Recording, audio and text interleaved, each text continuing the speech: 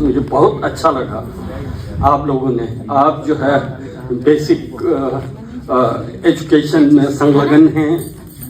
आप लोगों ने जो जो इनोवेशन प्रारंभ किया, निश्चित रूप से वो बहुत ही बहुमूल्य था।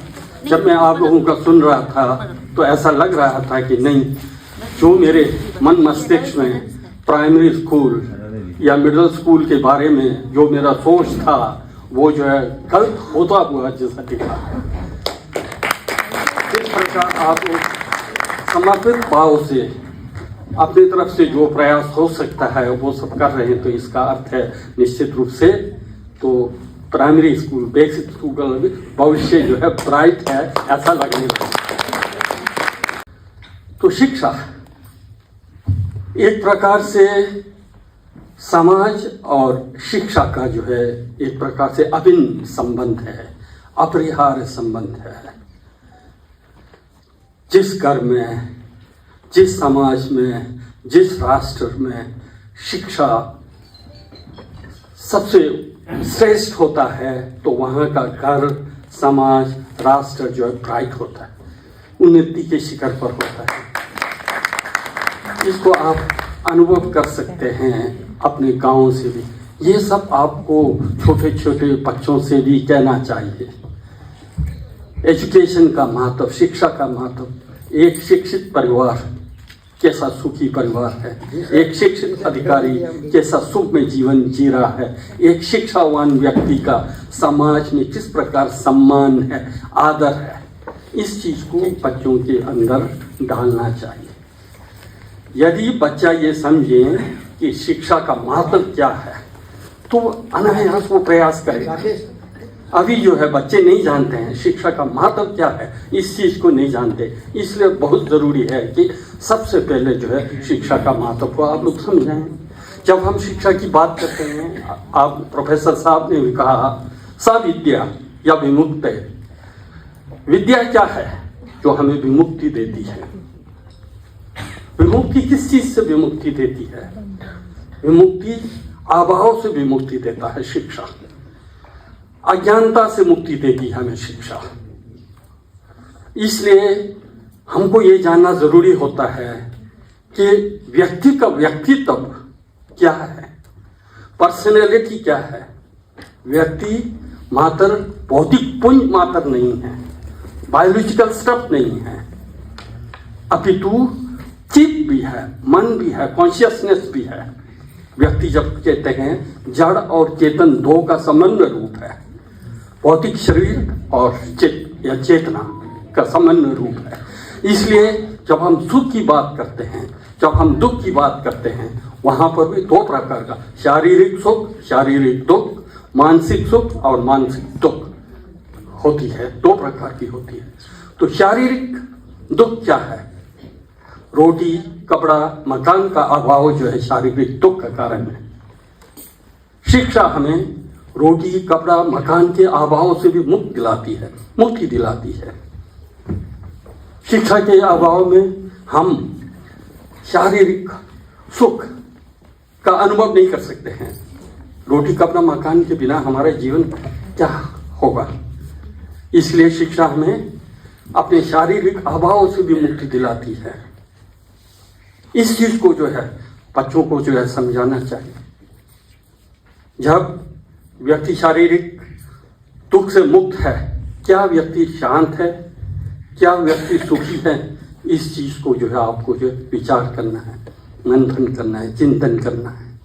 जब इस चीज को आप देखते हैं, यहाँ पर आप लोग जितने बैठे हैं 70-75 लोग जो यहाँ हैं, शारीरिक रूप से आप सब फिट हैं, किसी प्रकार का आपकी समस्या नहीं है। यदि आपके पास शारीरिक समस्या होती तो या तो आप अपने बिस्तर पर होते या कहीं क्लिनिक हॉस्पिटल में होते। यहाँ हैं, इसका अर्थ क्या है? शारीरिक रूप से जो है आप परफेक्ट हैं। लेकिन क्या आप सुखी हैं? क्या आप अपने जीवन से संतुष्ट हैं? यदि आप अपने जीवन से सुखी या संतुष्ट होते शायद यहाँ नहीं आते इस ठंड में। आपकी महत्वाकांक्षाएं हैं, इच्छा है, फुलफिल करना है, सोच है, चाह है। आप अपने अवस्था से अभी संतुष्ट नहीं हैं। तो वो क्या है? वो मानसिक है, वो चेतसिक है। इस चीज को समझना है। तो जीवन में सुख में जीने के लिए जो है शारीरिक आवश्यकताओं को भी फुलफिल करना है और उसके साथ साथ मानसिक स्थिति को भी समझने की सख्त आवश्यकता है। मानसिक सुख और शांति कहाँ से मिलती है? तथागत बुद्ध ने कहा है मानसिक सुख के लिए आपको शील, समाधि और प्रज्ञा का अनुशीलन करना है। जिस प्रकार शरीर के लिए रोटी, कपड़ा, मकान की आवश्यकता है, ठीक उसी प्रकार मानसिक शांति के लिए आपको जो है क्या है? शील, समाधि और प्रज्ञा की आवश्यकता है। इसके बिना शांति, इसके बिना जेन्युइन वास्तविक सुख की कल्पना आप नहीं कर सकते। इसमें जब आप अपने को मानसिक शांति चाहते हैं तो अंतर्मुखी होकर के आपको देखना है आप क्या कर रहे हैं। व्यक्ति इस संसार में जन्म लेने के पश्चात अपने को सरवाइव करने के लिए, अपने को मेंटेन करने के लिए कुछ न कुछ कार्य जरूर करना पड़ता है। बिना काम का व्यक्ति अपने को कैसे सस्टेन करेगा, कैसे मेंटेन करेगा? काम करना है, काम करना पड़ेगा।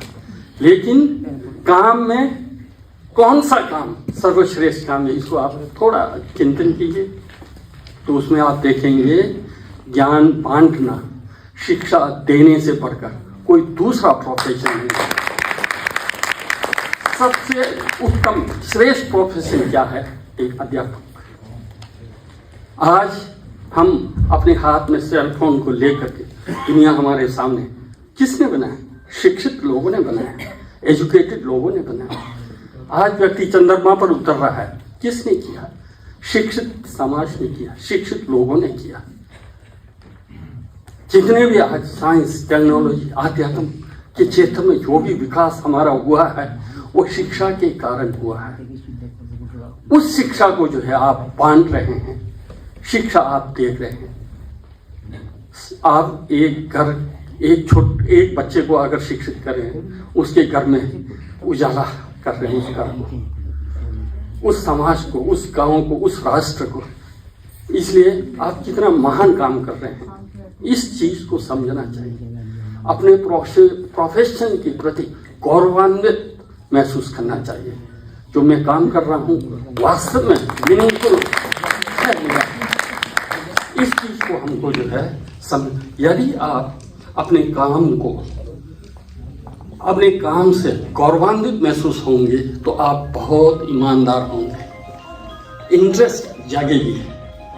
यदि ऐसा नहीं होगा तो फिर आप कामचोर भी होंगे, काम नहीं करेंगे। इस संदर्भ में मैं एक अध्यापक होने के नाते, इससे पहले किसी मैडम ने भी कहा था कि अपने काम के प्रति ईमानदार होना चाहिए। मैं यही कहता हूँ। यहाँ पर हम लोग समर वेकेशन के बाद वापस एक बार मिलते हैं अध्यापकों के साथ। जब मैं मिलता हूँ तो अध्यापकों से, प्रोफेसरों से यही कहता हूँ, जिस प्रकार आप अपने बच्चे के शिक्षा दीक्षा के लिए चिंतित होते हैं, मेरे बच्चे को कौन सा स्कूल अच्छा होगा, कौन सा कॉलेज अच्छी होगी करके आप परेशान होते हैं, चिंतित होते हैं। उस पर आप जो है चिंतन मनन करते हैं, बहुत प्रयास करते हैं। उसी प्रकार जो बच्चा आपके क्लासरूम में है, यदि उनके प्रति आप चिंतित नहीं हैं, उनको अपने बच्चों की तरह यदि आप नहीं सोचते हैं, तो आप अपने कार्य से जस्टिस नहीं कर रहे, न्याय नहीं कर रहे हैं। इसलिए कभी भी आपका बच्चा आपके काम का नहीं होगा, क्योंकि आप जिस काम से जो सैलरी लेकर के आप अपने परिवार का भरण पोषण कर रहे हैं, अपने बच्चे का शिक्षा दीक्षा का व्यवस्था कर रहे हैं, तो वो जस्टिस कैसे होगा? क्योंकि प्रोफेसर हम लोग तो बहुत बड़े बड़े सैलरी लेते हैं, है ना, बेसिक टीचरों की तरह नहीं है। अगर ऐसा करते हैं तो मैंने कहा कि आपका संतान कभी भी सफल नहीं होगा। ईमानदारी से करिएगा, ईमानदारी से करिएगा। यदि आप उसमें इंटरेस्ट लेते हैं, क्लासरूम के बच्चों को अपने बच्चों की तरह समझते हैं तो अभी कभी भी आप कामचोर नहीं होंगे। इंटरेस्ट लेकर के, सीरियस होकर के, तैयारी करके आप क्लास में आएंगे और बच्चों को पढ़ाएंगे और बच्चों के दुख और दर्द को आप समझेंगे। वैसे मैं कहता हूँ, बच्चों को हम छात्र के रूप में जानते हैं ना, हम लोग कहते हैं ना छात्र। छात्र का अर्थ क्या है? छात्र का यही अर्थ है, गुरु के छत्र छाया में जिस प्रकार छाता धूप और गर्मी से बचाती है, ठीक उसी प्रकार हमको जो है बच्चे को धूप और बारिश से जिस प्रकार छाता जो है प्रोटेक्ट करती है, उसी प्रकार बच्चे का भविष्य बनाने वाले हम जो है इन छात्रों का हमको ये सोचना चाहिए, ये सोच करके हमको जो है कार्य करना चाहिए। तो आपका जीवन कितना धन्य है, कितना सुंदर होगा। आप हार्ड वर्क करेंगे, क्लास में जो है कामचोर नहीं है, खुल करके पढ़ाएंगे तो बच्चे का फ्यूचर बनेगा, परिवार का फ्यूचर बनेगा, राष्ट्र का विकास। तो यही है ना, यही तो जीवन है, और क्या है। हम लोग कितने जिएंगे? 70-80 साल, 90 साल ही जिएंगे। उसमें भी जॉब कब तक मिलेगी? 60-65 साल में हमको रिटायर होकर के जाना है। तो जो कुछ भी आपको करना है तो अभी है ना। पूर्व जन्म में आपने अच्छा किया है तो अभी आप जो टीचर बने हैं, लोगों का मार्गदर्शक करने वाला आप बने हैं। फ्यूचर भी तो आप ही है ना। आप फ्यूचर में भी तो आपका लाइफ अच्छा हो, आप चाहेंगे ना।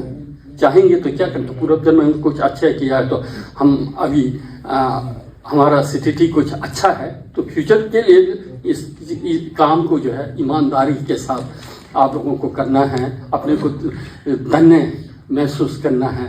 मैं ये शिक्षा के संबंध में 2-3 बातें मैं कहने चाह रहा था कि यदि आप लोग वास्तव में क्लासरूम के अंदर जो छात्र है ना, अपने बच्चों की तरह, अपने संतान की तरह सोचने का चेष्टा कीजिए, प्रयास कीजिए, है ना। इनका फ्यूचर कैसे बने, सब कुछ अपने से आ जाएगा, सब कुछ अपने से। आप अपने को तैयार करेंगे, आप अपने को ईमानदार बनाएंगे, सब कुछ होगा।